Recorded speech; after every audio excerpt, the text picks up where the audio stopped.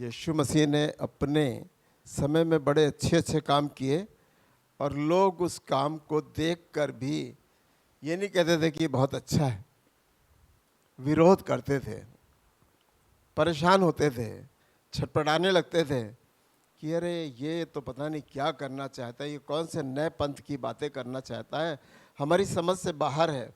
लोग नाराज़ होते थे और उनकी नाराज़गी इतनी बढ़ जाती थी कि वो समझ नहीं पाते थे, क्योंकि उन्होंने कभी एक अच्छे दिल और दिमाग से वचन का सुनना ही पसंद नहीं किया। यीशु मसीह के पास अथॉरिटी थी, अधिकार जिसको बोलते हैं, वो अधिकार वो लेकर आया था। ये अधिकार उसके पास बहुत पहले से था, पर अब जब मनुष्य बनकर आया इस पृथ्वी पर, जब अपने परिवार से अलग होकर उसने काम किया, सबसे पहले तो उसने अपने परिवार को छोड़ा। अच्छा प्रचारक बनने के लिए, अच्छा सेवक बनने के लिए, दास बनने के लिए थोड़ा सा अपने परिवार से फ्री होना पड़ता है। यीशु मसीह ने तो अपने आप को पूरा फ्री कर दिया, क्योंकि उसको शादी नहीं करनी थी, उसको आगे जीवन नहीं चलाना था, उसको तो आए हैं जिस काम से वही करना था। पिता ने भेजा इसलिए है कि हम यही करेंगे। पर चेलों में से बहुत से लोगों ने शादियां नहीं की। वो अपने अधिकार में इतना मगन हो गए कि उस अधिकार को लोगों तक पहुंचाने का काम किया। यूहन्ना 5 अध्याय और 19 पद, यीशु मसीह ने एक अच्छा काम किया और लोगों ने उसका विरोध किया। यूहन्ना 5 अध्याय और 19वां पद। इस पर यीशु ने उनसे कहा, जी, मैं तुमसे सच सच कहता हूँ, यहाँ वाद विवाद हो रहा है और यीशु अपना बयान दे रहे हैं। जी, पुत्र आपसे कुछ नहीं कर सकता। पुत्र आपसे कुछ नहीं कर सकता। लोगों को यकीन दिला रहा हूं कि मुझे पिता ने भेजा है भाई। वो अपने विश्वास को आपके अंदर डालना चाह रहा, लोगों के अंदर डालना चाह रहा, यहूदियों के अंदर डालना चाह रहा, फरीसियों के अंदर डालना चाह रहा, याजकों के अंदर डालना चाह रहा कि मैं अपने आप नहीं आया। जो काम करने के लिए पिता ने मुझे भेजा है, मैं उसी काम को कर रहा हूँ। मैं अपने आप से कुछ नहीं करता। जी, केवल वो जो पिता को करते देखता है, जो पिता को करते देखता, जो पिता मुझसे कहता है वही मैं करता हूँ। जी, क्योंकि जिन जिन कामों को वो करता है, जी, उन्हें पुत्र भी उसी रीति से करता है। जिन जिन कामों को वो देखता है उसी रीति से वो भी करता है। पर क्या है कि हम पीछे के कामों को, खुदा के कामों को देखते नहीं हैं, और देखते नहीं हैं उस विश्वास को। अगर उस विश्वास को पकड़ के चलें तो हम संदेह ना करेंगे। पर ये लोग संदेह करते थे। इसके जवाब, जी पूरा कंप्लीट कर दिया। जी,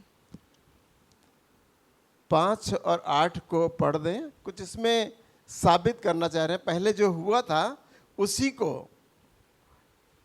यीशु मसीह के इस काम को देखकर उनकी नाराजगी भड़की थी। यीशु ने उससे कहा, जी, उठ, अपनी खाट उठा और चल फिर। बस एक चंगाई करना था कि विरोध जारी हो गया। ये अधिकार तुमको किसने दिया कि तुम मुझसे कहते हो कि अपनी चारपाई उठाओ और चल? इतने पुराने बीमार को अगर एक अच्छा करा गया है तो आज विरोध करने का दिन नहीं है।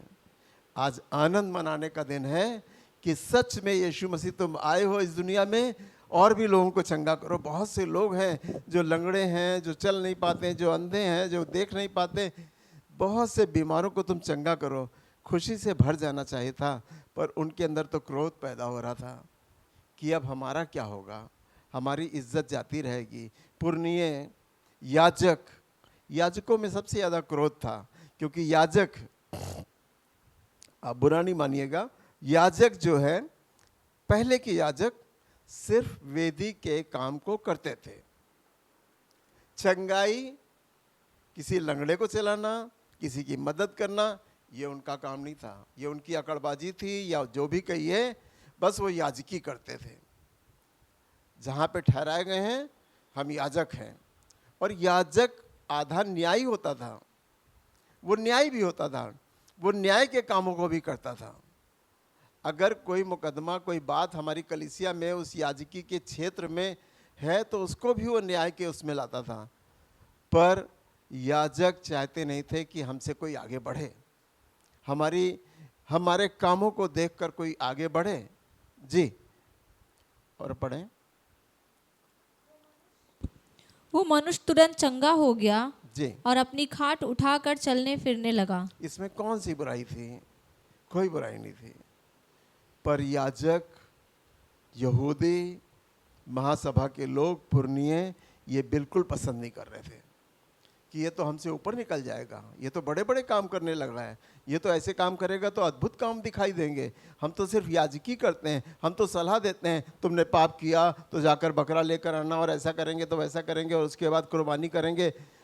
दोष लगाने का काम याजक करते थे, याजक करते थे दोष लगाने।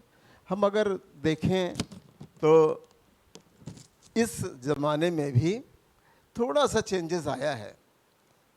बड़े बड़े चर्चेस में क्या होता है, प्रचारक बनकर प्रचार करते हैं, उनका प्रचार बहुत अच्छा होता है, नहीं अच्छा होता तो भी लोग, कलीसिया आती और चली जाती, आती और चली जाती है। कोई एक्सपीरियंस आप लोगों के पास हो तो बताइएगा, या किसी और से पूछ के आइएगा कि किसी ने बाहर निकलकर उनसे कहा होगा कि भाई साहब मुझे 2 बार हार्ट अटैक पड़ चुका है, आप दुआ करिए कि हार्ट की बीमारी से मैं बच जाऊं, या मेरा बच्चा बहुत बीमार है और घर पे लेटा है, आज आया नहीं है, आप उसके लिए दुआ कर दीजिए तो वो चंगा हो जाए। ना तो कभी किसी ने इन दुआओं के लिए कहा, और मेरे एक्सपीरियंस है, मैं जहाँ से निकल कर आया हूँ, मुझे एक्सपीरियंस है, ना तो किसी ने कहा, और इसलिए नहीं कहा कि इनके पास अधिकार नहीं है, इनके पास अथॉरिटी है ही नहीं, चंगाई की अथॉरिटी इनको दी नहीं गई, इन्होंने पाई नहीं, और ना लोग इनसे कहते हैं। जो चर्चेस हैं बड़े बड़े, उनमें चंगाई और ये करना और वो करना और वो करना, आज बिलीवर कलीसिया जो रन करती जा रही हैं, जो बढ़ती चली जा रही हैं, जो आप फेसबुक पे देखेंगे, जो आप दूसरी तरफ देखेंगे, वो आज अधिकार की बात कर रहे हैं। तुम कह दोगे और हो जाएगा, तुम कह दोगे और हो जाओगे। हम देखते हैं फेसबुक पे तो क्या होता है, अरे लगता मुझे अब हार्ट की बीमारी आने वाली है, पकड़ पकड़ पकड़, ऐसा होता है ना फेसबुक में, पकड़ पकड़ पकड़, शैतान कहता पकड़ पकड़ पकड़, इसको हार्ट की बीमारी दे जल्दी। अब इसने विश्वास कर लिया कि हार्ट की बीमारी आने वाली है। हम अधिकार से भटक गए और गलत चीज़ों को अपने अंदर ले रहे हैं।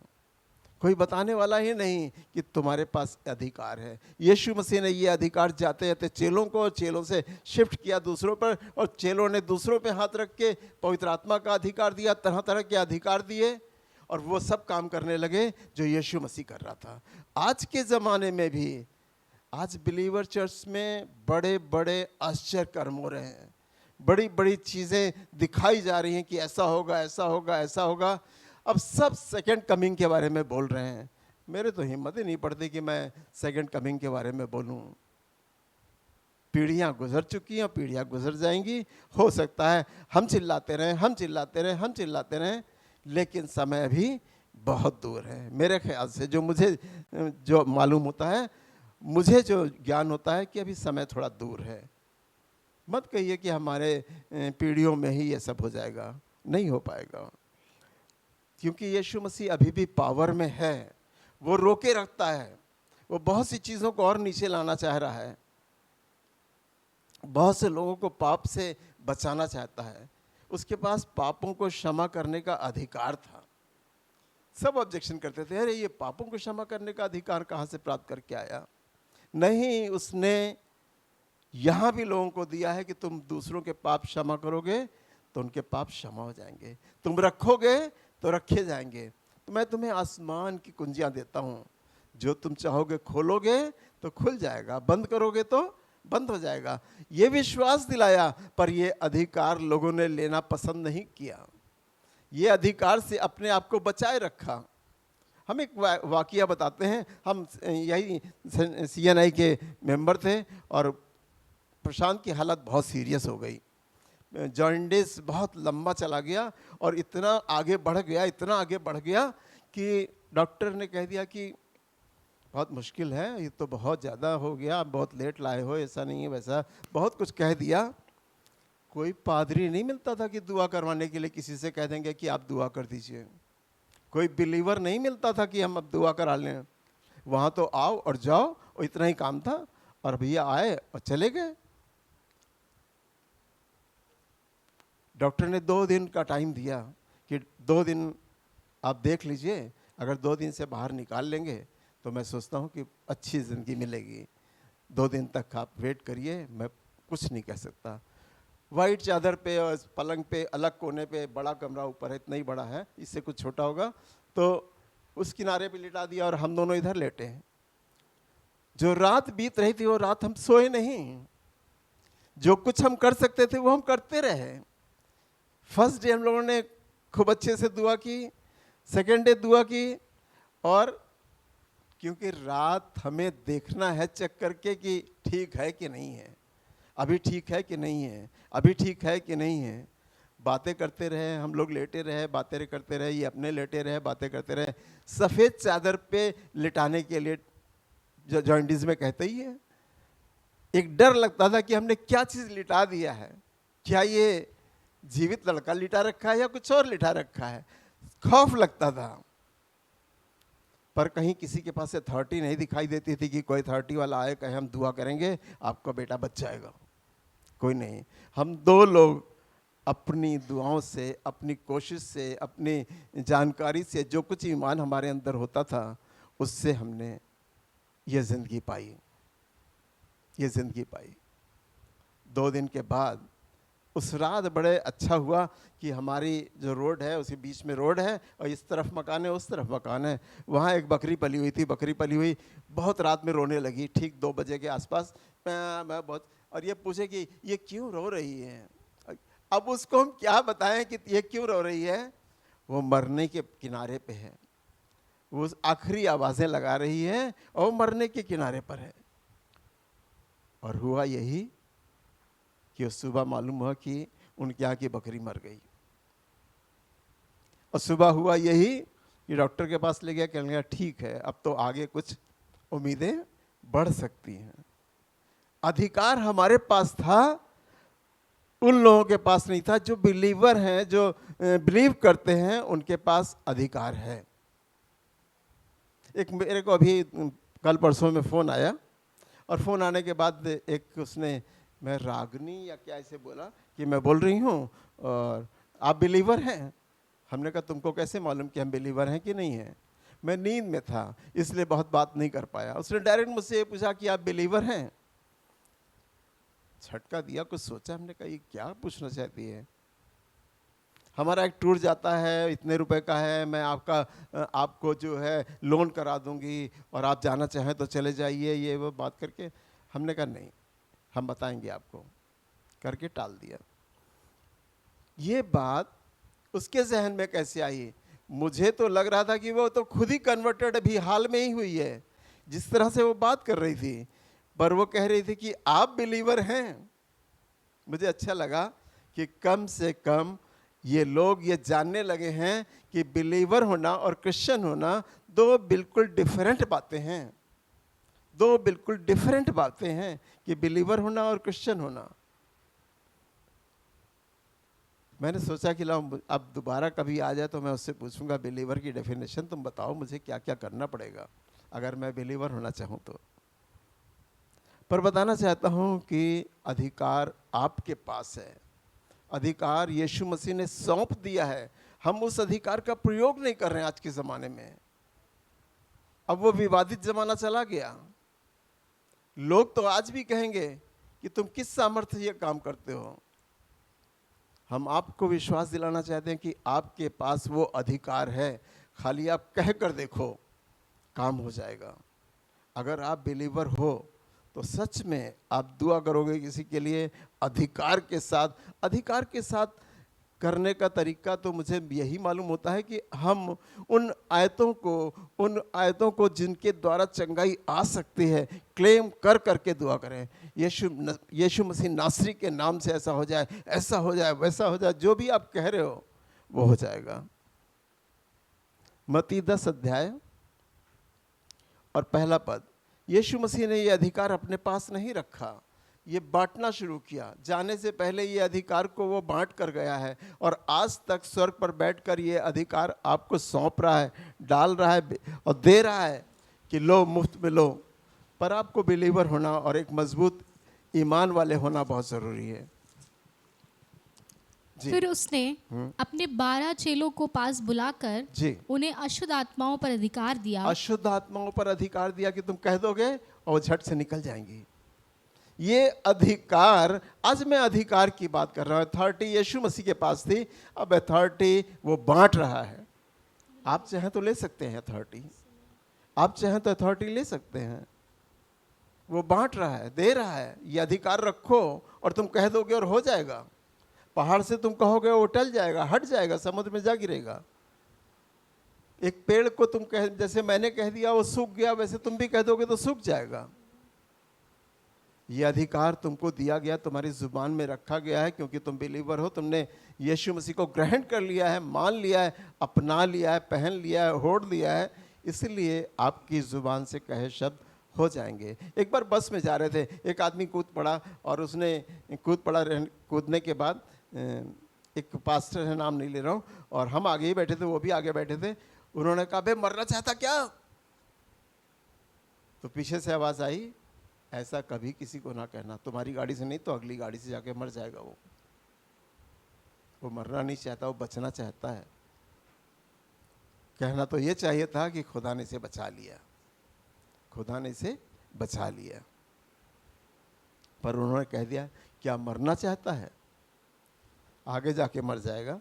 तो तुम्हारी जुबान पे अधिकार रखा हुआ है। क्या हमने कभी इसको चेक किया कि हमारी जुबान पर अधिकार रखा हुआ है और हम कह देंगे और हो जाएगा? कई बार चेलों को अधिकार दिया गया, उन्होंने करके दिखाया, हमने अपने आप को इस तैयार किया ही नहीं। मैं जानता हूँ कि अगर आप बिलीवर चर्च में हैं, आप बिलीवर चर्च के सेवक हैं, दास हैं, तो मारे मारे फिर के हम कह रहे हैं अधिकार का प्रयोग करो, अधिकार का प्रयोग करो। अधिकार के द्वारा बंधन टूट जाएंगे, पाप क्षमा हो जाएंगे, जिंदगियां बच जाएंगी। जी। कि उन्हें निकालें जी। और सब प्रकार की बीमारियों और सब प्रकार की दुर्बलताओं को दूर करें। बीमारियों और दुर्बलताओं पे अधिकार यीशु मसीह ने दिया है। कोई काबिलियत हो तो जाकर कह दोगे और हो जाएगा। जाओ और कह दो और हो जाएगा। सोनेलाल की वाइफ की खून की उल्टी होती थी और हमने कहा, भाई चर्च आओ, तभी हम कुछ करेंगे। चर्च बुलाया, आशियाना चर्च बसेरा में बुला के, जहाँ जीरो था। बड़े बड़े पादरी दो निकल गए, नाम नहीं बोलूँगा, लेकिन जब हम पहुँचे तो हमने 27 लोगों को जमा कर लिया था। 27 लोग वहाँ बैठते थे। उसमें मोनिल भाई, मैथ्यूस भाई भी थे। पुराने लोगों में तो यही थे। तो 27 लोग बैठते थे और कुर्सियाँ ही 27 लगी थी, लेकिन वक्त आने पर पीछे सोफ़ा, इधर खिड़की पे कुर्सी, ये वो करके बहुत बढ़ाया। बताना सिर्फ ये चाह रहा हूँ कि वो वहाँ आने लगे, सब्जी की दुकान बंद करके गया, सब्जी की दुकान खोल के, कभी वाइफ आती थी, कभी वो आते थे, कहने लगे कि हमें खून की उल्टियाँ नहीं बंद हो रही। हमने कहा अच्छा। तो दुआ करी, कई बार करी और नहीं हुआ। हमने कहा ठीक है, हम तुम्हारे घर आएंगे। उल्टी होने का टाइम क्या है? रात में होती है। हमने कहा अच्छा, रात में आएंगे। 2-3 रात तक हम लगातार उनके घर गए और अधिकार के साथ बोला। मुझे इस बात का आज ज्ञान हुआ, और पहले भी ज्ञान था, लेकिन मैं उस समय अधिकार से बोल रहा था, मुझे नहीं मालूम था। पर वो खून की उल्टी फिर नहीं हुई। सोनेलाल के यहाँ नाखून बन जाते थे, खरोंच बन जाती थी, वो फिर दोबारा नहीं आई। वो विश्वास करने लगे, कहने लगे कि हम भैया पादरी बनेंगे। सबको शौक होता कि हम दुष्ट आत्माएं निकाल देंगे, हम ये कर लेंगे। शॉर्ट टर्म ट्रेनिंग में सोनेलाल चले गए, बपतिस्मा ले लिया। लड़के ने बपतिस्मा ले लिया, वाइफ ने ले लिया, और छोटे वाले ने भी ले लिया। एक लड़का पादरी बन गया। क्या खुदा ने जो मेरे हाथ से करवाया क्या कम था? हम लेटे लेटे 2 बजे रात में आँख खुलती आजकल मेरी, और रात में अक्सर नींद नहीं आ रही है ठीक से, कि मैं अपने पीछे के बैकग्राउंड में जाता हूँ और पता नहीं कहाँ से ये सब रील चलना शुरू हो जाती है। मैं उसको रोकता हूँ कि अरे बस अभी सोना है, नहीं सुबह कैसे क्या करेंगे। आज 7 बजे नींद खुली, क्योंकि रात में रील चलना शुरू हो गई थी। तुम्हें अधिकार दिया गया है। तुम्हें अधिकार दिया गया, उस अधिकार का सही प्रयोग करो। ज़रूरत पड़ने पे खुदा तुमको खड़ा करेगा और तुम उस अधिकार का प्रयोग करोगे। बार बार बताया और आज अधिकार की बात है तो फिर बताता हूँ, मैं लजाता नहीं। पौलुस कहता है मैं अपनी निर्बलताओं से, दुर्बलताओं से लजाता नहीं। और मैं, आप देखिए कि जो बातें बाइबल में लिखी हैं, इसमें जो लिखा है, जो लोगों ने किया, पतरस ने जो किया, पौलुस ने जो किया, उन्हीं बातों को उसने बाद में लिख कर बताया कि मैं वहाँ गया, मैंने ये किया, मैं वहाँ गया, मैंने ये किया। सेंट पीटर्स चर्च में झगड़े, लड़ाई और आफत मची हुई थी और तब हम भी वहाँ थे, पहले भी थे। हमारे पापा ने कहा देखो तुम अपनी जवानी का जोश मत दिखाना, पादरी को एक शब्द ना बोलना, ये खुदा के बाद इसी का नंबर है, पादरी खुदा के बाद इसी का नंबर है। मैंने अपने पापा की बात ध्यान से सुनी, हमने कहा हाँ यार बात तो सही है, लेकिन मेरे अंदर जोश था कि इनकी ऐसी तैसी, मैं ये कर दूंगा, मैं वो कर दूंगा, मैं ऐसा कर दूंगा, मैं चर्च खाली करा दूंगा, घर खाली करा दूंगा। मैंने उनकी एक आवाज़ को सुना, हम कहने पादरी का विरोध ना करना कभी, ये खुदा के बाद इसका नंबर होता है। मैंने उनका सामना नहीं किया, कभी उनका सामना नहीं किया। फिर मैंने कागजी और कानूनी कार्रवाई करके और सब चर्च लिया और चर्च पार्सनेज लिया और खाली कराया। पर एक दिन भी अपशब्द नहीं बोला और ना उनकी साथ बदतमीजी की, ना कभी कुछ किया। एक बदतमीजी मुझसे हो गई, बिना जो लेटर भेजा उसमें रेवरन नहीं लिखा था, लेटर वापस कर दिया उन्होंने। हमने कहा हाँ भाई, हम इतने तो नॉलेज वाले थे नहीं, उसमें रेवरन नाम पूरा लिखना था, सीधे नाम लिख दिया था। उन्होंने चिट्ठी वापस कर दी, फिर दोबारा लिफाफे पर रेवरन लिख के भेजा, तब रिसीव हुई। हमारी दुश्मनी नहीं है, हमारी प्रॉपर्टी की दुश्मनी, कि जो CNI का है और खुदा का भवन है उसको कोई प्राइवेट या अपने आप में छीन ना ले। हमारी लगन यही थी। उसने मुझे अथॉरिटी दी और मैं अथॉरिटी के साथ खड़ा हुआ और सारी चीज़ें फिर वापस हुई और दूसरे पादरी को कब्ज़ा दिया गया। सब चीज़ें नॉर्मल होते होते और कलीसिया टूट गई थी, फिर से खड़ी हुई। आपको मालूम है उनका घर यहीं पास में है। मैं पादरी नहीं था, मन करता था कि पादरी काम करो, लेकिन बाइबल लेके इधर से उधर बारह फिरता था और 27 फैमिली में घर घर जाके दुआ करता था। यही एक एल्डिको में कोई मुझे बैठाता था, कोई मुझे नहीं बैठाता था, कोई अपमान करता था, कोई सम्मान देता था, तो अभी मैंने अपने काम को किया और मैं उनके घर भी जाता था जो पादरी थे। कुछ ही दिन में पेंशन नहीं ले पाए, बेचारे मर गए। मर जाने के बाद हम आए थे विजिट में, 7 बजे से 10 बजे रात तक उनके साथ बैठे, सब रोना पीटना पड़ा था। बताना इसलिए चाहता हूँ कि बाइबल पढ़ के अगर आपने जो किया है कि आप उसकी हकीकत को बताएं कि खुदा ने आपको चुना था तो आपने किया क्या, कुछ करके आए हो या फिर ऐसे ही याद गए हो, कूद पड़े हो क्या, चोर और डाकू हो। तो 7 बजे से 10 बजे तक बैठे। वो समय ऐसा समय था, बजाज का स्कूटर मेरे पास थी, कई बार पेट्रोल खत्म हो जाता, खींच के ले गया हूँ बरहा तक। और इसके बाद 10 बजे के बाद अपने घर गया, वाइफ को बैठाया और फिर इनके घर वापस आया, 2 बजे रात तक बैठा। ज़बरदस्ती उनके कहने से भैया आपको सुबह भी आना है, भैया आपको सुबह भी आना है, तो आप वापस चले जाओ घर, थोड़ा आराम कर लो। 2 बजे रात में चला। आप सोच सकते हैं ये आज के दिन नहीं है, ये पेट्रोल पंप नहीं था, ये रोड पूरी खाली पड़ी थी।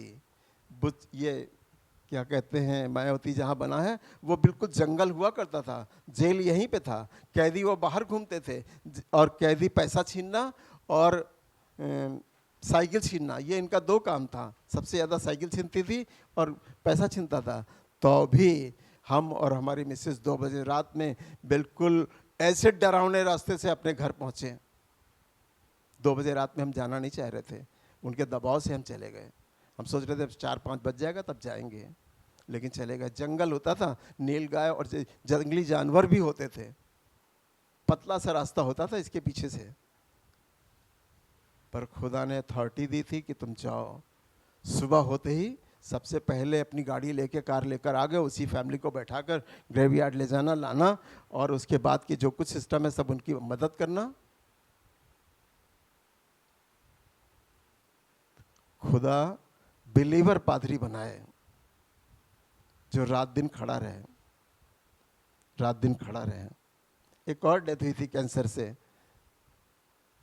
हम लोग जितना वहां बैठे रहे, कोई और कलीसिया के क्या लोग भूल गए थे रेलवे हॉस्पिटल कितनी दूर था। एक भी फैमिली उनके घर आके रात में नहीं बैठा, एक भी फैमिली। सब ग्रेवयार्ड पहुंचे थे, 2-4 यहाँ आ गए थे रिश्तेदार। हमारी रिश्तेदारी नहीं थी, पर हम कदर करते थे पादरी की। हम फुटबॉल या कुछ खेलते रहते थे मैदान में, और जब सदर से पादरी हमारे यहाँ आते थे तो उनकी बुलेट पे आवाज़ बहुत बड़ी थी, और उसको देख के पलटे, अरे हमारे घर पादरी है, छोड़कर मैदान घर पहुंच गए, जल्दी से बाथरूम में हाथ पैर धोए और जाके उनके सामने बैठ गए। ये इज्जत थी। आज तो चाहे बिलीवर हो चाहे नॉन बिलीवर हो, कितनी इज्जत है या नहीं है वो तो आप ही लोग जानते होंगे। पर ये अधिकार की बात कर रहा हूँ कि अधिकार आपको दिया गया है, उसको दबा के ना रखिए, अपनी जुबान से बोलना शुरू करिए, किसी के लिए वो अधिकार की बातें करिए। मरकुस 3:15 पढ़ें, छोड़ दें उसको वहीं पे।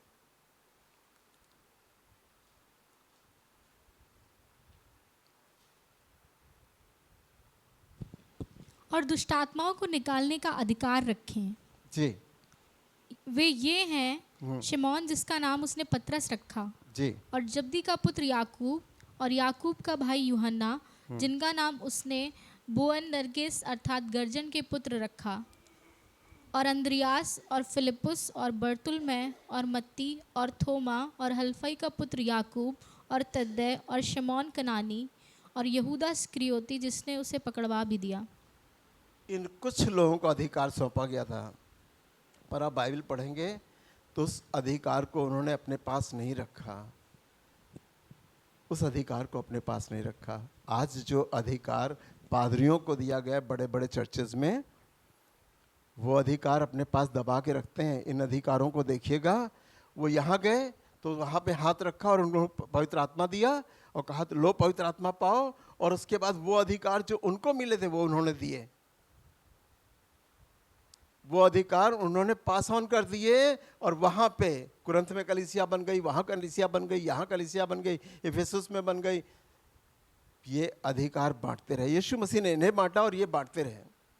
तुम्हें मुफ्त मिला है और मुफ्त बांटो, मुफ्त दो, और ये मुफ्त देते रहे। और कलीसिया बढ़ती गई, मसीहों का समूह दिन प्रतिदिन बढ़ता चला गया। मसीहत बहुत मुश्किल से फैली है। जितनी बार वो बेत खाए, जितनी बार मार खाए, जितनी बार उनका जिक्र इसमें लिखा गया, उन्होंने अपने कार्यों का और जो कार्य किए हैं उनका जिक्र उन्होंने लिखाया है। इसमें लिखा गया कि इन्होंने इतनी मुश्किलों के साथ प्रचार को किया है। हम मुश्किलें नहीं उठाना चाहते हैं तो प्रचार कैसे करेंगे? दुख नहीं उठाना चाहते हैं तो प्रचार कैसे करेंगे? लगन नहीं है हमारे अंदर तो प्रचार कैसे करेंगे? छोड़ दो अपना घर, रोज शाम को निकल लो। हम रोज शाम को निकल लेते थे, रोज शाम को निकल लेते थे। हमारी वाइफ पैरालिटिक अटैक में हो गई और बंद उसमें पीजीआई में एडमिट कर दिया गया। एडमिट जैसी हुई वैसे ही जिस साइड से पैरालिटिक था, हम बाइबल लेके जाते थे, वहीं बगल में बैठ के सुनाते रहते थे। मुश्किल से 1 हफ्ते में वो घर आ गई, 1 हफ्ते में घर आ गई, केवल साइड में बैठ के बाइबल पढ़ने से।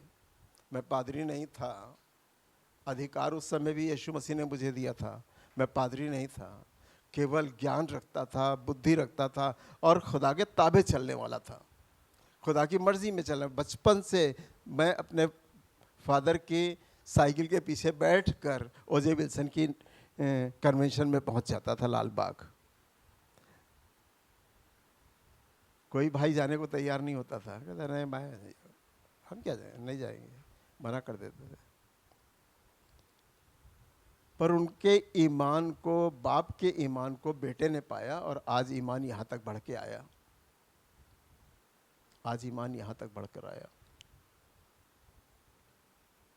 ज़रूरत इस बात की है कि खुदा में ये फैमिली से होता है, ये फैमिली से होता है। और फैमिली में अगर आपने किसी तरीके को अच्छा डाला है, कोई नींव अच्छी डाली है, तो ज़रूर है कि वो बिल्डिंग बहुत अच्छी खड़ी रहेगी। लड़कियों से बात करना हम डरते थे कि लड़कियों 27 साल की उम्र तक लड़कियों से बात करना से हम डरते थे। हम कहते थे आज हम बात करेंगे, कल ये हमारे गले की हड्डी बन जाएंगी और कहेंगे शादी कर देना इसी से। तुमको पसंद है? हमारे घर वाले पूछेंगे तुमको पसंद है? लड़कियों से जवानों बात ना करना। अपनी जब तक एजुकेशन कर रहे हो, जब तक अपने गोल को पूरा ना कर लो, किसी लड़के के चक्कर में ना पड़ जाना। अगर पड़ गए तो ज़िंदगी डाइवर्ट हो जाएगी। खुदा भी तुम्हारी ज़िंदगी को इधर से उधर टर्न कर देगा। कहेगा ठीक है तो ऐसे ही कर लेना भाई, ऐसे ही कर लेना। हम बहुतों की स्टोरी सुना सकते हैं, लेकिन अगर आपने अपने समय के से पहले सब चीज़ों को अपना लिया तो आपकी ज़िंदगी खुदा के तरीक़ों पे नहीं चलेगी, डाइवर्ट हो जाएगी, चेंज हो जाएगी। मैंने 27 साल तक किसी लड़की के चक्कर में नहीं आना शुरू किया। दूर से भागता था, मैं कहता था नहीं, बता दूंगा मेरे पास नाम है उंगलियों पे। आपके सैनिक नगर में एक फैमिली रहती है और मैथ्यूस भाई जानते हैं, उनके बाप अंधे थे, लिटरेसी हाउस में रहते थे पहले। वो भी रोडवेज में थी, मैं भी रोडवेज में था। जब 5 बजे वो छूटती थी तो 5 बजे मैं भी छूटता था। एक ही बस में बैठ जाते थे और एक ही बस में बैठने के बाद इधर उधर करके अपना समय पास। आज नाम याद अभी नहीं आ रहा, कल तक मुझे रात में बहुत याद आ रहा था नाम, लेकिन वो उनका घर आपके पापा हमें ले गए थे विजिट कराने की, आइए घर ले चले। अरे हमने कहा इनको तो हम बहुत पहले से जानते हैं। रोडवेज में वो भी थी, पर हमने अपना बचाव रखा। क्यों? आज हम छोटी बातें करेंगे, कल बड़ी हो जाएंगी बातें, फिर बढ़ती जाएंगी, फिर बढ़ती जाएंगी, फिर बढ़ती जाएंगी। मैंने बिलीवर चर्च के फैमिली की लड़की जो बहुत मजबूत थी, मुस्लिम के साथ जाते हुए देखा, मुस्लिम के साथ। और उसके बाद 1 साल बाद लौट कर आई मेरी माँ के पास, और वो आदमी चला गया छोड़ के। घंटों रोई है, घंटों रोई है। मैं छिप छिप के देख रहा था कि ये रो क्यों रही है। अब पूरी दास्तान नहीं बताने वाली, मैं कह रहा हूँ कि बिलीवर में बिलीवर का ही साथ रहे तो अच्छा है। दुआ घर के इतने मजबूत बिलीवर और उनका फैमिली में से लड़की, और उस समय कोई बहुत मुश्किल से लड़के लड़कियां बीए बीएड एलटी वेल्टी करने वाले मिलते थे, वो एलटी की हुई थी। जितना बुद्धिमान पर ईमान डगमगा गया। और दुख इतना बड़ा, जो लकड़ी पे खाना बनाएगा घर में पूरे 8 आदमी का 12 आदमी का, उसकी दशा क्या होगी। जो दुखड़े रो रही थी वो हमको मालूम है कि कौन से रो रहे थे। ये दुखड़े उनके ज़माने के थे, आज के दुखड़े हमारे ज़माने के हैं कि क्या तुम्हारी हालात होंगे आगे अगर तुमने खुदा की बातों को ठीक से नहीं माना और नहीं चले। तो हमारे जवान तो वैसे ही बहुत थोड़े से हैं, क्या बताएं इनको। लेकिन फैमिली का मैं प्रचार करना चाह रहा था, इस बार मैं परिवार का के रूप में प्रचार करना चाह रहा था। और मैंने परिवार की किताबें छान डाली, पर छान डालने के बाद मैंने एक वीडियो देखा, और एक वीडियो देखने के बाद मालूम हुआ, उसमें अचानक से वो मुझे मालूम हुआ, और मैंने कहा मेरा प्रचार तो इन्होंने कर दिया, तो अब मैं नहीं करूँगा। मेरा प्रचार इन्होंने कर दिया, मेरा मन इनसे संतुष्ट हो गया। बाप के हालात, बच्चों के हालात, माँ बाप का सब चीज़ें उन्होंने मेरे माफिक रखा। मेरे उसमें है, अगर आप कहेंगे तो मैं भेज दूंगा। तो मैंने उसको सुन लिया। हमने कहा कि चलो आज एक अच्छी बात तो करी। हमारे आत्मा का काम उनके यहाँ भी और हमारे यहाँ भी दोनों सेम चल रहा है कि परिवार के ऊपर दबाव दो कि परिवार कैसा हो, परिवार कैसा हो, बच्चे कैसे सीखेंगे, बड़े कैसे रहेंगे, फैमिली कैसे बनेगा, कैसे फैमिली बिगड़ जाता है। मैंने कैंसिल कर दिया। हमने कहा नहीं, शायद उन्होंने बोल दिया और मुझे बोलने की ज़रूरत नहीं है। हो सकता है कुछ कम ज़्यादा हो जाए तो इसमें कुछ परेशानी भी पैदा हो सकती है, इसलिए मैंने उसको अवॉइड किया। हमने कहा हम नहीं करेंगे। लूका 9 अध्याय पहला पद। लूका 9 अध्याय पहला पद। फिर उसने 12 को बुलाकर उन्हें सब दुष्ट आत्माओं और बीमारियों को दूर करने की सामर्थ और सब अधिकार दिया। सुसमाचार एक बात बता रहा है कि अधिकार जो यीशु मसीह के पास था, उसने अधिकार को लोगों में बांटा, डिस्ट्रीब्यूट किया। और अधिकार प्राप्त करने के बाद ऐसा नहीं कि वो अपने घर चले गए और अपनी रोजी रोटी में रख गए, या अपनी कमाई करने लगे, या अपनी नौकरी करने लगे, या अपना बिजनेस करने लगे। किसी ने बिजनेस नहीं पकड़ा, उन्होंने अधिकार लेके दौड़ना शुरू कर दिया। आज हमारे पास जब अधिकार होता है तो हम दौड़ नहीं पाते, हम किसी के घर जा नहीं पाते, हम कुछ हल्का नहीं कर पाते, हम कुछ मदद नहीं कर पाते। अधिकार तो फिर तुम्हें सुसमाचार के प्रचार के अधिकार के अलावा कुछ नहीं मिलेगा। एजुकेशन जो तुमने पाई है 5 साल की, 10 साल की, 3 साल की, 2 साल की, उसके अलावा कुछ नहीं मिलेगा। सुसमाचार का प्रचार करते रहिए, करते रहिए, करते रहिए, और उन्हीं लोगों की तरह आप भी बन जाइए और वो भी आपकी तरह बन जाएंगे। अधिकार का प्रयोग ये नहीं है। सुसमाचार का प्रचार का भी अधिकार दिया गया है। इसके अलावा भी दुष्ट आत्माओं को निकालने का अधिकार दिया गया है, बहुत से काम करने का अधिकार दिया गया है। आपको करना चाहिए। ये अधिकार मुंह से बोलने भर के लिए है, और मुंह से बोलेंगे तो अधिकार निकल जाएगा। वो अधिकार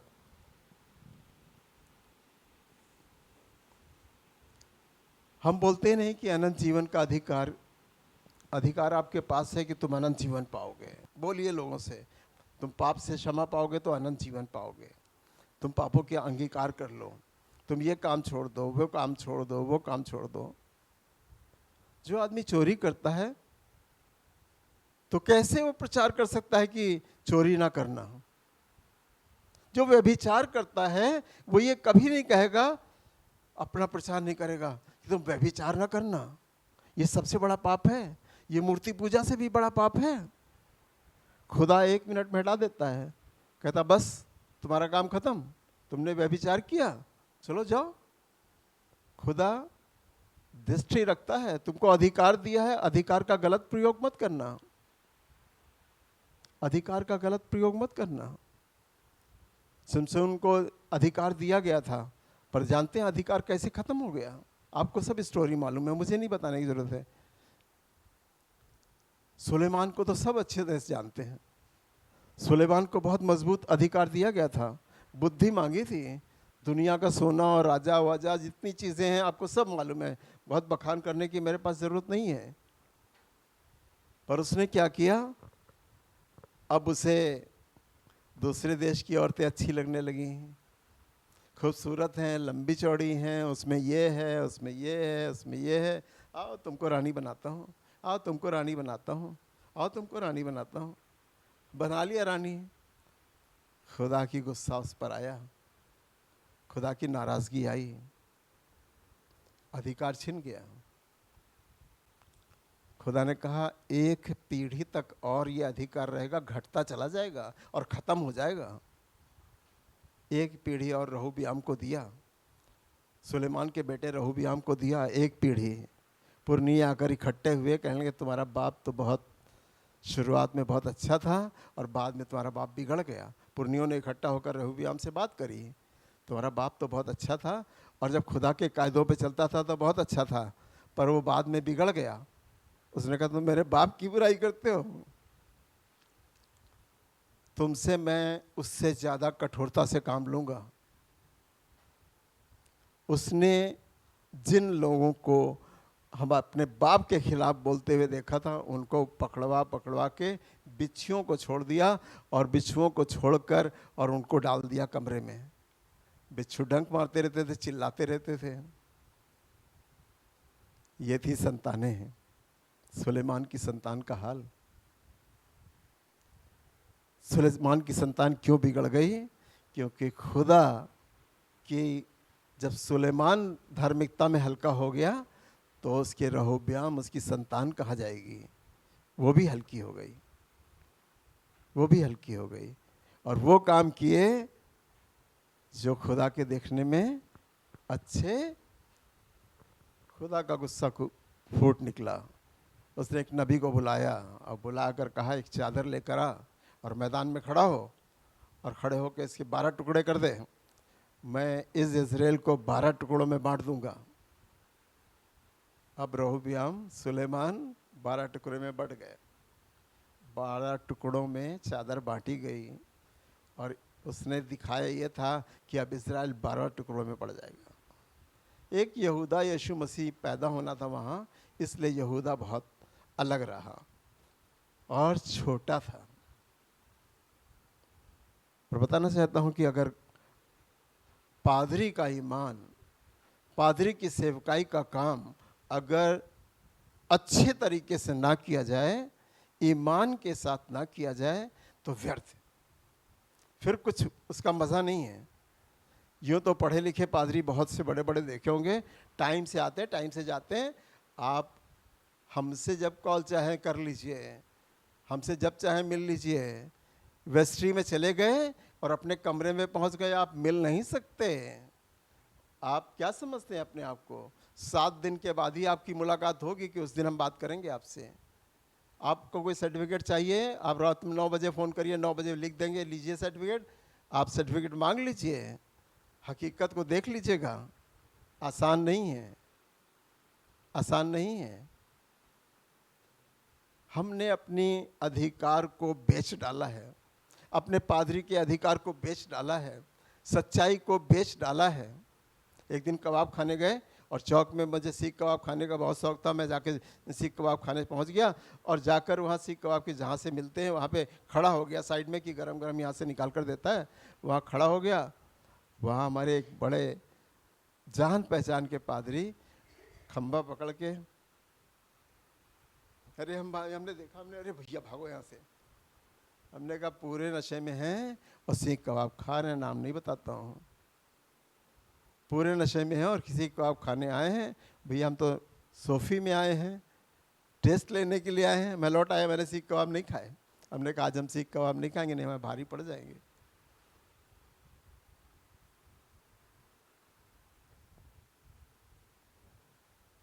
इसी सेंट पीटर्स में हम जिम जाते थे फतेली तालाब में, और वहाँ भी जिम में दूसरा भी आदमी आता था जिसने इसी चर्च में गोली चलाई। हम इतने ही जिस तरह से हैं, 72 केजी थे उस समय, लेकिन वो 100 केजी से ऊपर होगा। पर दोनों अकड़बाजी में रहते थे। उसने सेंट पीटर्स चर्च में गोली चलाई, पार्सनेज में। हमको मालूम हो गया इसी ने चलाई है। पर उस समय हमसे कोई बोल नहीं रहा था कि इनको पकड़वा दो या ऐसा कर दो या वैसे कर दो। करो अपना जो भी करना है। ये पादरी पादरी का झगड़ा है या पादरी से कलीसिया का झगड़ा है? बताना चाहता हूँ कि पादरियों ने अपने अधिकार को बेच डाला है, और जो जिनके पास अधिकार सही है वो सही इस्तेमाल नहीं कर रहे हैं, उसका सही इस्तेमाल नहीं कर रहे हैं कि जाओ रोगियों को चंगा करो, बीमारों को उठा लाओ, उनकी मदद करो। आज कौन किसी परेशानी में कौन है? कुछ नहीं। हमारे इलाहाबाद के बिशप ने पूरी हमको इस लीज डीड और सब 99 साल का सब कागज़ और सब कुछ हमको दिया था कि आप ही हैं बचा सकते हैं, ले जाइए कागज़। उस समय में खुदा ने मुझे इस्तेमाल किया, ये अधिकार दिया कि मैं इस लड़ाई को लड़ूं। और फ़ोन का ज़माना नहीं था, फ़ोन वहाँ लगा था इलाहाबाद में, लेकिन राजाजीपुरम जाके हम एक कॉल करते थे, बिशप साहब आज ऐसा है कि वाले साइन करने हैं, ऐसा वो करना है, हम ये करने जा रहे हैं। राजाजीपुरम जाकर फ़ोन करते थे, कहीं ये आलमबाग एक्सचेंज नहीं होता था। पर खुदा ने सेवकाई के लिए चुना है तो सेवकाई कराएगा। ड्यूटी पे भी ये गेट है और निकलने के लिए इंजन खड़ा हुआ, मेरी ड्यूटी वहीं पे थी, मेरा काम वहीं पे था। मैं एक डेथ की खबर सुन के छोड़ के काम भाग आया। मुझे लेटर मिल गया और सस्पेंड का ऑर्डर हो गया। हमने कहा कि हम खुदा का काम करने आए हैं, हमें डर नहीं लगता ये सब नौकरी वोकरी जाएगी रहेगी या क्या होगा। आपको मालूम है खुदा काम करता है। हम जा रहे थे, हमारे अधिकारी आ रहे थे, तो वो जानते थे कि ये पादरी का भी काम करता है। तो हमने नमस्ते करा, अरे ठीक ठाक है, सब ठीक है। अरे हमने कहा ठीक नहीं है, बहुत गड़बड़ हो गया। कहने क्या हो गया? हमने कहा एक डेथ हो गई, और पादरी का काम होता कि वहाँ जाके जल्दी से पहुँचे, दुआ करे और सिस्टम को बताए। मैं वहाँ भाग गया। कहने चाहो कोई लेटर आया तो मुझे दे देना और मैं उसे फाड़ के फेंक दूंगा, और जब कोई पूछे तो जवाब लिख के देना मेरे को, मैं रखूंगा और फिर मैं फाड़ दूंगा। बचा लिया। बताना चाहते हैं कि खुदा आपके साथ बना है, पर अपने अधिकार का प्रयोग करिए। मत डरिए कि खुदा के काम में कोई बाधा डाल देगा। समय को देखते हुए मैं अपनी बहुत सी बातें आज लिख के लाया हूँ। मैं आता हूँ एक एली के बारे में। है इतना अच्छा एक फैमिली है जिसके पास 2 जवान लड़के हैं और याजक है। उसके बारे में क्या लिखा गया? उसके बच्चों के बारे में क्या लिखा गया है? बड़ी अच्छी बात लिखी गई है। ये वर्ड पता नहीं, लुच्चे बाइबल में हमने पढ़ा, लुच्चे उच्चे तो हमने देखे नहीं, कौन से लड़के लुच्चे होते हैं? या तो हमने देखा था पादरी ढिल्लू के बच्चों को लुच्चे, जब लाल बाग की लड़कियां छूटती थी तब हम देखते थे, कहते बेटा छेड़छाड़ करना ये अच्छा नहीं है। मैं भी सोचता था कि देखो हम भी तो जवान हैं तुम्हारे बराबर, लेकिन कभी लड़कियों से कोई हेरा फेरी नहीं करते हैं। जब लड़कियां लाइन बना के जा रही हैं, सेंट्रल मेथोडिस्ट भी जाता था मैं कभी कभी, जब लाइन बना के जा रही हैं तो लुच्चापन उनका देखने वाला होता था, दीवार फांद जाते थे। हैं लुच्चे तो ये भी थे, इस जमाने के लुच्चे बरेली के रहने वाले थे, इस जमाने के लुच्चे। और उस जमाने के लुच्चे एली के बच्चे लुच्चे। और लुच्चे किस बात पे थे ये भी आज हम पढ़वाएंगे नहीं, हम स्टोरी में बताएंगे आपको। भविष्यवक्ता सैमुएल, पहले सैमुएल लिखा है, मेरी किताब जो है उसमें लिखा है। अभी ढेरों किताबें पढ़ी जिनको मैं खोल ही नहीं पाता, अब खोल रहा हूँ क्योंकि मेरे पास वक्त ही वक्त है।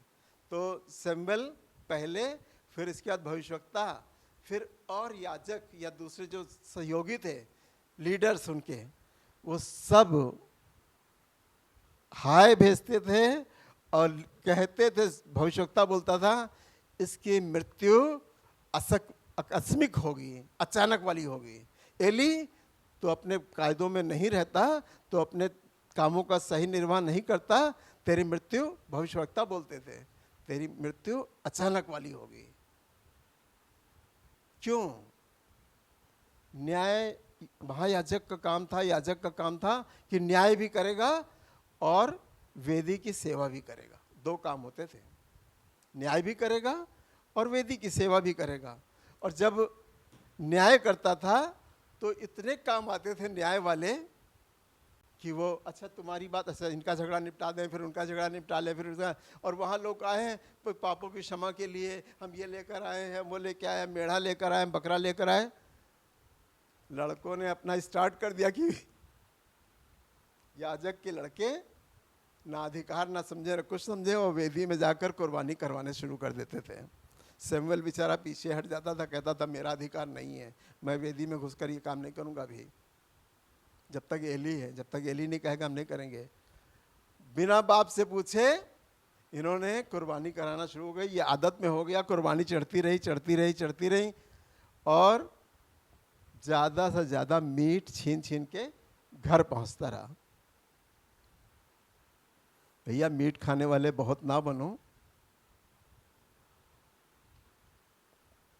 और एली अपनी न्याय में व्यस्त रहता था, उसको चाहिए था ये भी करता और वेदी का काम अपनी ड्यूटी में करता। उसने वेदी के काम को अपने और कुछ नहीं बोलता था। लड़के बदमाश थे, तभी तो बाप डरता था कि कोई ये बदमाशी करेंगे, मुझसे तो ये मारपीट कर लेंगे, झगड़ा कर लेंगे, इसलिए वो कुछ नहीं बोलता था। वो दब जाता था, चुप हो जाता, देखता था, कहता था कुछ लाए हैं भी, अच्छा वेदी पे चलो ये चढ़ा देंगे, ये कर बच्चे कर देंगे। लड़के कर देते थे। और तरीका तो ये था कि जो वेदी पे चढ़ी हुई चीज़ें हैं उसको आज के ज़माने के मुताबिक प्रसाद समझ के तुम भी ले लो और उन्हें दे दो, वो अपने लोगों में बांटेंगे, खिलाएंगे, दावत करेंगे। और इसी बात के कि आज हमारे यहाँ ये हुआ था, आज खतना हुआ था तो हम ये लेकर आए हैं। उस समय खतने का ज़माना था, हम एक बकरा कटवाया और ये लेकर आए, थोड़ा सा ले लो तुम भी। लेकिन वो जितना चाहते थे उतना ले लेते थे, वो लोग नाराज़ होकर जाते थे। और जो पीछे के लोग थे, जो जैसे भविष्यवक्ता था, कभी भविष्यवक्ता के घर पहुंचा दो एक टांग, अगली 10 तो भविष्यवक्ता के यहाँ पहुंचा दो, अगली 10 लीडर के यहाँ पहुँचा दो, अगली 10 कह दो कि सैम्बल आज तुम्हारे लिए स्पेशल खाना है। लेकिन ये नहीं करते थे। वो लुचपन सिर्फ खाने पीने के मामलों में लुचपन था, और जो गंदगी थी कोई हमको यहाँ कहीं लिखी हुई मिलती नहीं किताबों में, पर लुचपन ये था। और जो भविष्यवक्ताओं ने भविष्यवाणी करी, वो कुर्सी पर बैठा और राजा इजराइल का मारा गया, और वो पछाड़ खाया, उसी कुर्सी पे गिरा और गर्दन ऐंठ गई और मर गया। पर गलती किसकी थी? कोई हमको ये बताए, आप लोगों में से कोई बोलना चाहे तो बोल सकता है कि गलती किसकी थी? एली की गलती नहीं थी। एली की गलती नहीं थी, एली की वाइफ की गलती थी। गलती तो उन बच्चों की माँ की थी जो लुच्चे थे। माँ ने नहीं कभी गौर किया कि तू इतना मीट लेकर क्यों आता है, इतना कौन खाएगा, ये क्यों करता है, बाप का हक तूने कैसे छीन लिया है? जब तक बाप ने नहीं कहा तुमने ऐसे क्यों किया, तुमने वेदी पे क्यों गए? कहीं उनका नाम नहीं रहा, फिर मिट गए, खत्म हो गए। याजकी करना, अगर खुदा ना बुलाए तो आप याजकी नहीं कर सकते हैं, याजकी नहीं कर सकते हैं। कोई भी छोटा सा काम जो पादरी के हक में सौंपा गया है वो पादरी करता है, जो दूसरे के हक में सौंपा गया वो दूसरा करता है, जो तीसरे के हक में सौंपा गया तीसरा करता है। कैंपस क्रूसेड फॉर क्राइस्ट में मैंने 22 साल की उम्र में भूखे रहकर प्रचार किया है। पादरी वहां से बनाया यीशु मसीह ने है। आज तो चाहे सम्मान मिले या अपमान मिले हैं, चाहे अपमान जितना भी मिले, अगर वो फैमिली की बात करता तो उसमें अपमान के बारे में बहुत कुछ लिखा है, बहुत लिखा है। लेकिन जो सम्मान मिले उसे ले लो, अपमान मिले उसे खुदा के पाँव के पास डाल दो। खुदा खुद ही आप उपाय निकालेगा, खुदा आप ही उपाय निकालेगा। मेरे बाप ने जो सिखाया था कि पादरी के खिलाफ ना बोलना, कमेटी पर आ गया पर पादरी के खिलाफ नहीं बोला। कमेटी के लोगों के खिलाफ बोला लेकिन पादरी के खिलाफ नहीं बोला कभी। छोटी छोटी बातें जो सीखते हैं हम, वो हमें जीवन भर याद आता है। पादरी का न्याय तो खुदा करेगा, उसको जितना बड़ा पनिशमेंट मिलेगा तुमको नहीं मिलेगा, पर तुम ना बोलना, तुम कमेटी पे तो हो। इसलिए हमारे एबीसी ना तो कोई कमेटी का अधिकार देते हैं किसी को, ना बोलने का अधिकार देते हैं। कोई कमेटी नहीं होती। कभी कोई कमेटी हुई हो तो बताओ हमको। ये तो वक्त के अनुसार स्थितियों ने हमें एक सोसाइटी बनाने का अधिकार दे दिया। अगर ये सोसाइटी बनाई अपनी सेफ्टी के लिए, चर्च की सेफ्टी के लिए, पर अधिकार नहीं दिया गया है। आज तक कभी किसी और चर्च में जो मीटिंग होती है वो पास्टरेट कमेटी की मीटिंग होती है, उसमें अच्छी बातों की मीटिंग होती है सिर्फ। हाँ, बिशप की जो मीटिंग होती है उसमें मारपीट होती है खूब कस के। इलाहाबाद में गया हूँ, 2 ट्रक पीएसी बाहर लगी है, तो हमने पूछा भैया ये पुलिस क्या करेगी? जहाँ मीटिंग हो रही है वहाँ उसके बाद बाहर पुलिस लगी है 2 ट्रक, तो ये पुलिस क्या करेगी? आज मीटिंग तो हो रही है, सारे पादरी तो आए हैं यूपी के, सारे पादरी आए तो ये मीटिंग क्यों हो रही है? मीटिंग हो रही तो पुलिस क्यों लगी है? कह रहे भी चलिए अंदर तो मालूम होगा। वो बवाल करता है, कुछ कहने की बात नहीं, लेकिन बिलीवर कलीसियाओं में ये बवाल नहीं कटता है। हमने जाके देखा, खाना बढ़िया खाइए बिशप की मीटिंग में जाके, यहाँ की बिशप की मीटिंग में उससे अच्छा खाना मिलता है, वहाँ वाली से, इलाहाबाद वाली से अच्छा खाना यहाँ मिलता है। लेकिन वहाँ भी अच्छा मिलता था, और कमरे मिलेंगे आपको, रहने की जगह मिलेगी, फैसिलिटी मिलेगी, और आने जाने का किराया मिलेगा, सब चीज़ों को मिलता है। पर पादरियों का वो युद्ध जैसे कौवे लाश के ऊपर दौड़ते हैं, वैसे अधिकार पाने के लिए कि मुझे ये अधिकार दीजिए, मुझे वो अधिकार दीजिए, मुझे ये अधिकार दीजिए, मुझे वो अधिकार दीजिए, सब अधिकार के लिए। बाइबल में रुपये रखकर एक दूसरे को नई बाइबल थमाई जाती है। यह है घूस का तरीका बड़े बड़े चर्चेज में। हम आपको बता रहे हैं कि हालात आपने करीब से देखे हैं, नहीं देखे हैं? मैंने देखे हैं, मैंने देखे हैं। जिन कलीसियाओं को छोड़कर आया, आज बिलीवर कलीसिया कहलाता हूँ, इसलिए कि मैंने देखे कि नई बाइबल में आपके घर पैसा पहुँच जाएगा, कि उसमें लिखा होगा कि आपका वोट पास्टर डैनियल को मिलना चाहिए। 22 कमेटी पे एक ही आदमी आ गया, बाद में हंगामा कट गया, तभी मारपीट शुरू हो गई। ये कैसे हुआ? चुनाव तो आज भी खतरनाक है ना। 22 कमेटी और 22 कमेटी से आने का बाद का हाल पूछिएगा। जैसा पादरी काला था वैसे उसका मन भी काला था। 22 कमेटियों में आके पूरी इस तरफ की बेल्ट उसने बेच दी, पूरी बेल्ट बेच दी। हम लोग तो बचाने वाले हैं ना, हम लोग बेचने वाले नहीं हैं। ना तो हम एली की तरह हैं, धन्य कहिए कि हम एली की तरह नहीं हैं। अपमान को सहना हमारा फर्ज है, पर अपमान का बदला लेना खुदा का काम है। जीवते परमेश्वर के हाथों में पड़ना खौफनाक बात है। जीवते परमेश्वर के हाथ में पड़ना खौफनाक बात है। सब्र कर लो बेटा, ये खौफ तुम्हें आखिरी दिन तक याद दिलाएगा कि तुमने क्या किया था उस दिन। हमने सब्र किया, पर ये खौफ जीवते परमेश्वर उस दिन याद दिलाएगा जब तुम्हारा वक्त आएगा।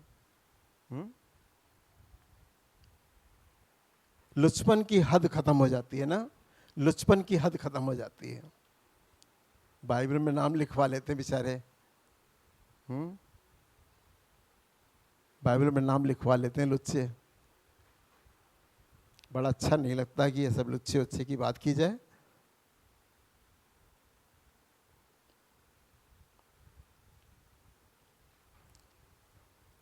सब ये पूछते हैं ये अधिकार तुमको किसने दिया? अथॉरिटी आपके पास है। मैं जिस बात की आज ज़्यादा जोर दे के कहना चाहता हूँ वो ये है कि हर एक की ज़ुबान पर जो बिलीवर हो गया, जो सेवा करना चाहता है, जो दूसरों के लिए दुआ करता है, अथॉरिटी आपके हाथ में है।